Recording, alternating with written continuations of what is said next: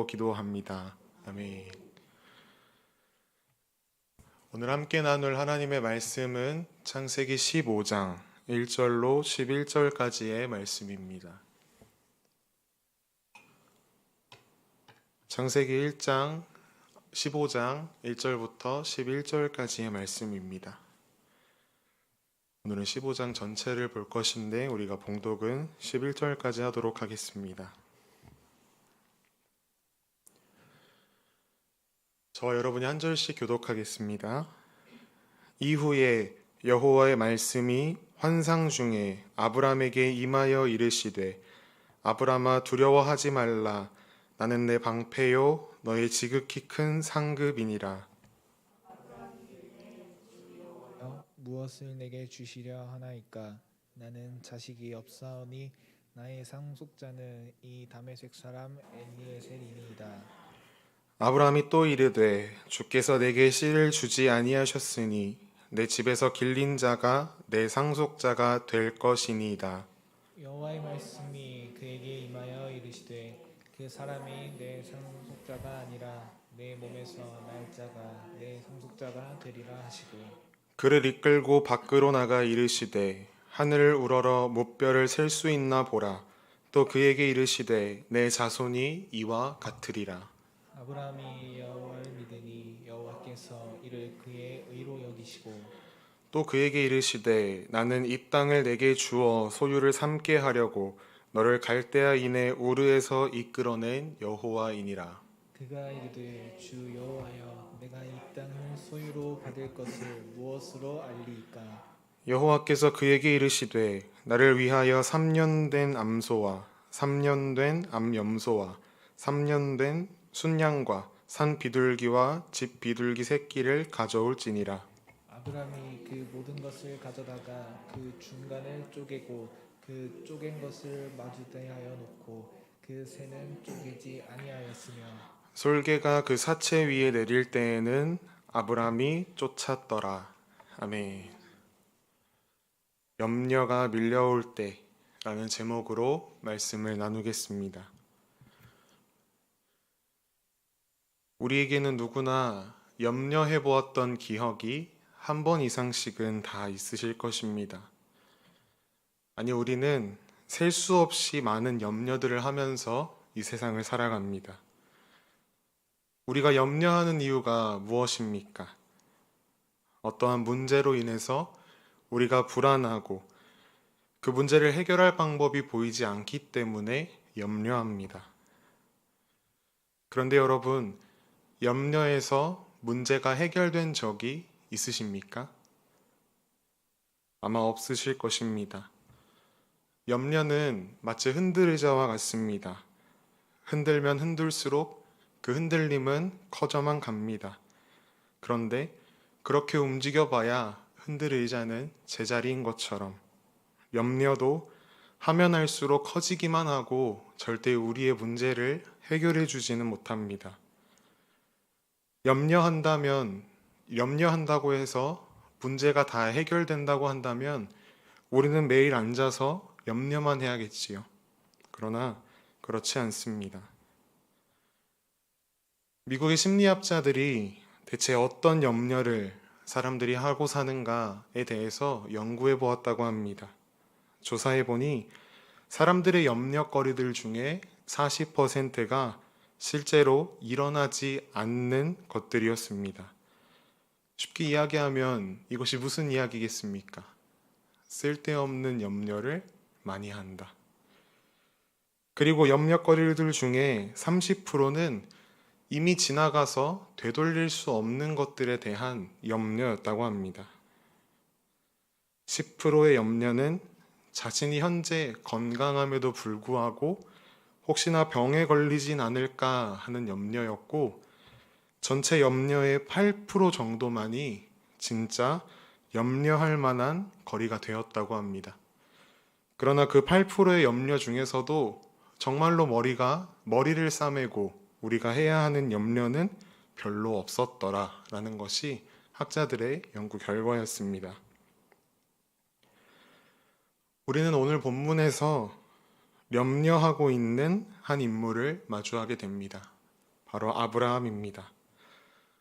성경에서 예수님을 제외하고 염려가 가장 없는 사람이 누구일까요? 라고 한다면 아마 우리는 아브라함을 이야기할 것입니다.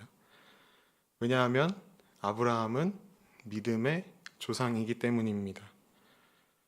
그런 아브라함이 염려했다라는 사실부터가 우리의 마음에 위로가 됩니다. 은혜가 됩니다. 오늘 이 시간에 염려하고 있는 아브라함의 모습, 그리고 그를 위로하시는 하나님의 모습을 통해 우리 또한 위로받고 다시금 일어서는 시간이 되기를 간절히 소망합니다.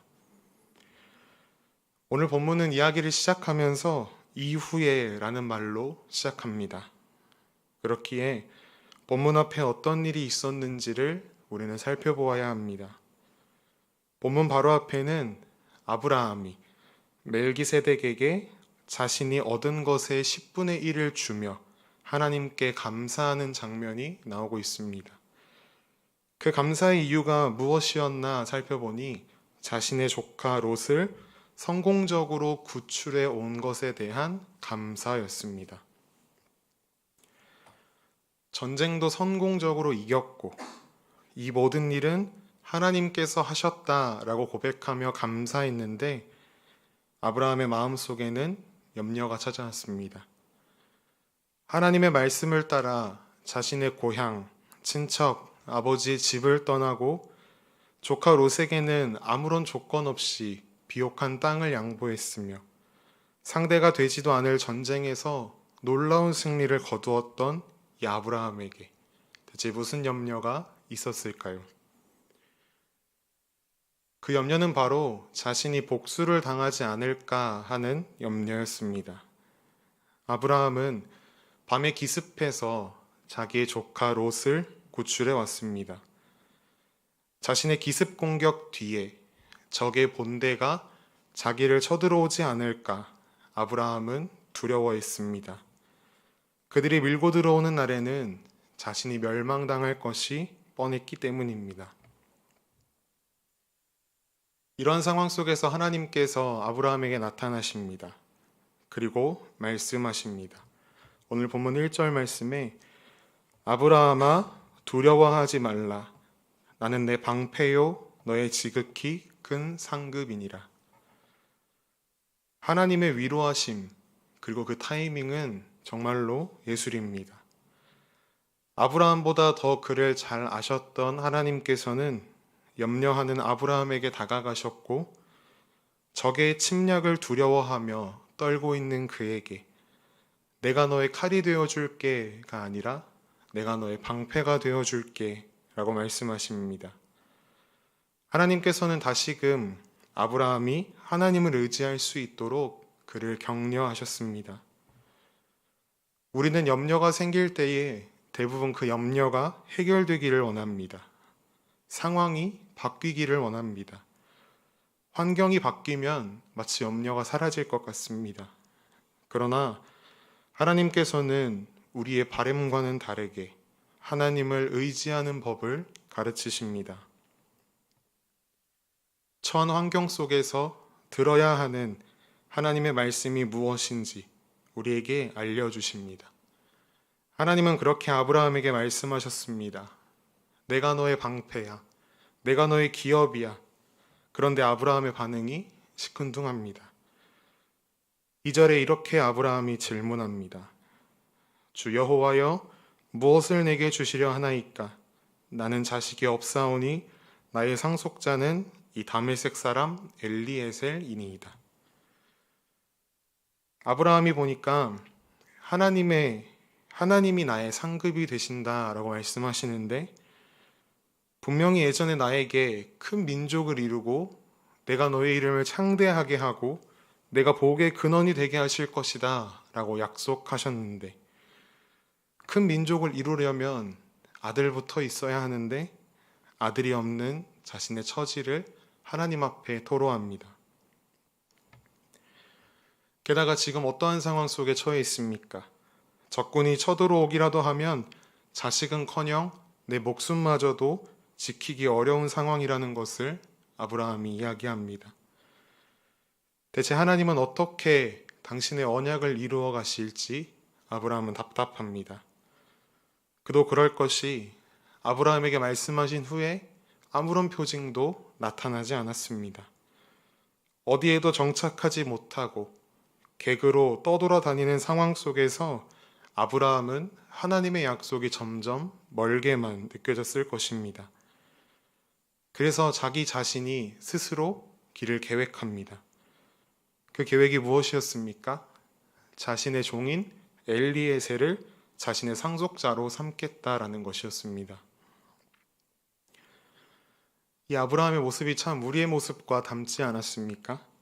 하나님의 약속이 조금이라도 지연되면 혹은 우리의 삶 속에서 뜻밖의 어려움을 만나게 될 때에 우리는 더욱 염려하고 불안해합니다. 하나님에 대한 의문을 가집니다. 그러다가 다른 방법을 찾아서 떠납니다. 하나님을 제껴두고 내 방식대로 하는 것입니다. 그러나 우리 하나님은 결코 실수하지 않으시는 분이시라는 것을 여러분 모두 믿으십니까? 지금까지 그렇게 잘 믿어오신 것을 알고 있습니다. 우리가 지금 잠깐 염려하는 것이잖아요. 그렇게 지금은 다시금 하나님을 붙들어야 하는 때입니다. 하나님의 신실하신 약속을 붙들어야 할 때입니다. 하나님은 어지러운 이 세상 속에서 우리의 방패가 되어주십니다. 그렇게 자신의 길을 계획하는 아브라함에게 하나님께서 말씀하셨습니다. 4절 말씀을 보시면 그 사람이 내 상속자가 아니라 내 몸에서 날 자가 내 상속자가 되리라 하시고, 하나님께서는 아브라함의 불안함과 염려를 거두시면서 다시금 그의 믿음이 회복되기를 위로하십니다. 낙심해서 자신의 종인 엘리에셀을 상속자로 삼고 한탄해하는 아브라함에게 하나님은 그 엘리에셀이라는 이름조차 언급하지 않으시면서 자신의 분명한 계획이 있음을 아브라함에게 말씀하십니다. 내가 너와 한 언약을 잊지 않았다.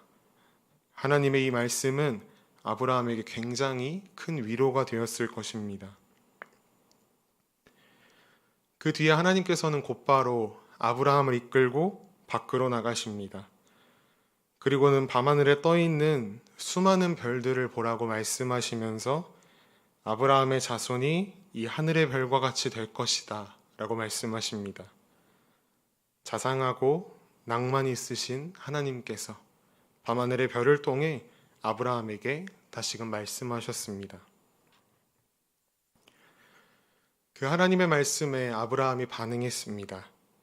아브라함이 여호와를 믿으니라고 성경은 기록합니다.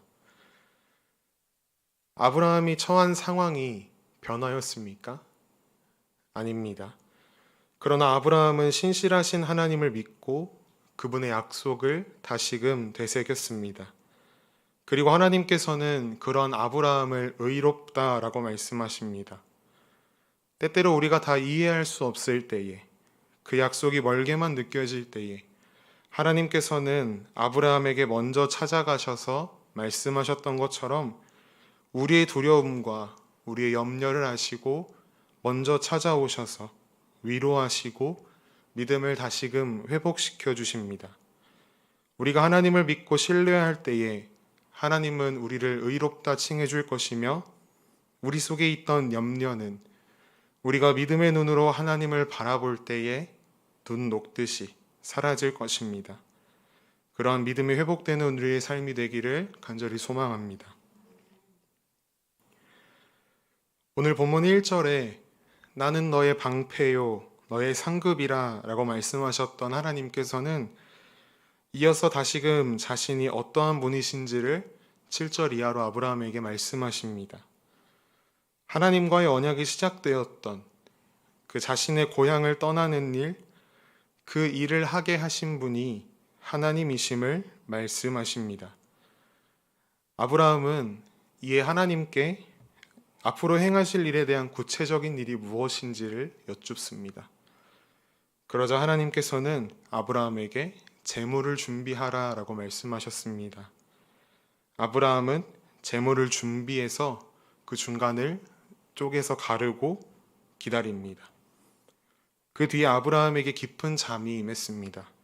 그러고는 잠들어 있는 그 아브라함에게 하나님께서는 앞으로 일어날 구체적인 일들, 즉 아브라함이 앞에서 하나님께 물었던 구체적인 내용에 대해서 말씀하십니다. 아브라함의 자손이 이방에서 객이되어 그들을 섬기겠고 그들은 400년이나 너의 자손을 괴롭힐 것이다. 그 후에 하나님께서 그 나라를 징벌하실 것이며 그 후에 아브라함의 자손이 큰 재물을 이끌고 그곳을 나올 것임을 말씀하십니다. 그리고 그 일은 4대가 지난 후에 그들이 그 나라로부터 나올 것이다 라는 아주 구체적인 하나님의 언약, 그리고 그 언약을 이루어 가시는 내용을 아브라함에게 말씀하십니다. 하나님께서 말씀하신 이 내용이 어떤 내용입니까? 우리 성경에 있는 출애굽기의 내용입니다. 아브라함의 자손인 이스라엘 백성들이 애굽에서 살았던 그 430년이라는 시간은 헛된 시간이 아니었습니다.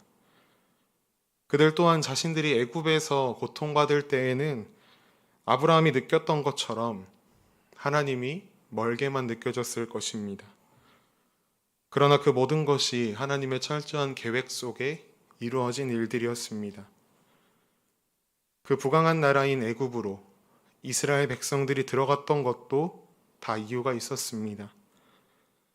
예언을 받을 당시에, 즉 하나님이 아브라함과 언약하실 당시에 아브라함은 개인적으로 큰 부자였습니다. 그러나 그것이 민족으로 성장할 만큼의 큰 부가 되지는 못했다고 합니다. 아직 가나안에 정착하지도 못했고 그곳에서 객으로 살고 있었기 때문에 계속 그곳에 있다가는 가나안에 흡수될 가능성이 있었습니다. 그렇게 하나님께서는 아브라함의 자손인 이스라엘 백성들을 애굽에 있는 고센 땅으로 옮기셨고 그곳에서 큰 민족을 이루게 하신 후에 큰 재물들을 가지고 다시금 가나안으로 돌아와 그곳을 정복하고 그곳에 정착하게 하신 것입니다. 하나님께서는 그 밤 아브라함에게 당신의 계획을 알려주셨습니다. 그리고는 아까 아브라함이 갈라놓았던 그 재물 사이로 횃불이 지나갑니다. 하나님의 영이 그곳을 지나가신 것입니다.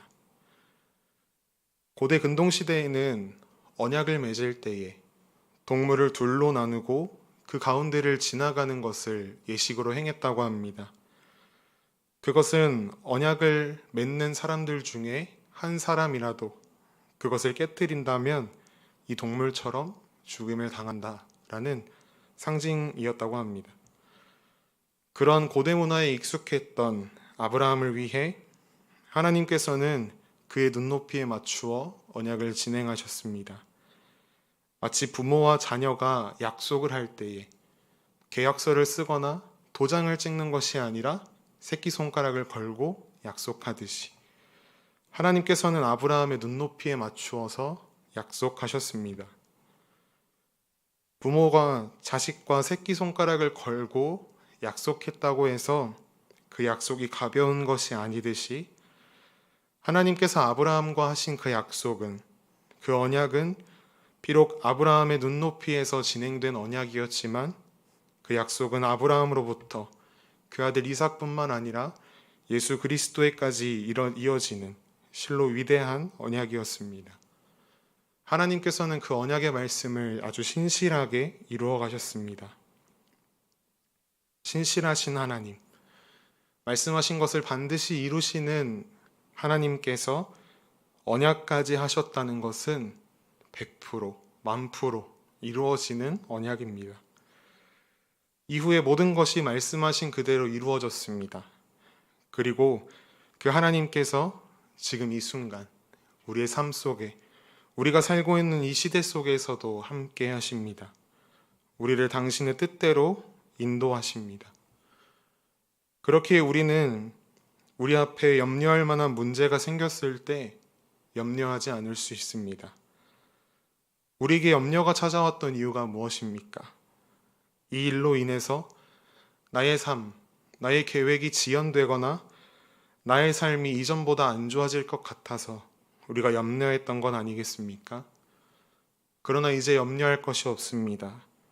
우리가 신실하신 하나님을 의지하고 있다고 한다면, 믿고 있다고 한다면 나에게 일어나는 모든 일들은 하나님의 시간표 속에 진행되는 일들이기 때문입니다. 우리는 종종 괜한 염려로 인해 하나님보다 서두르려 하고 하나님보다 앞서려고 합니다. 하지만 하나님께서 기다리라 라고 말씀하실 때에는 그만한 이유가 있는 것입니다. 우리의 생각으로는 지체되는 것처럼 보여도 하나님의 타이밍은 늘 완벽합니다. 신실하신 하나님께서는 약속하신 말씀을 분명히 이루십니다. 우리에게도 하나님께서 말씀하셨습니다. 주 예수를 믿는 자는 영생을 얻게 된다.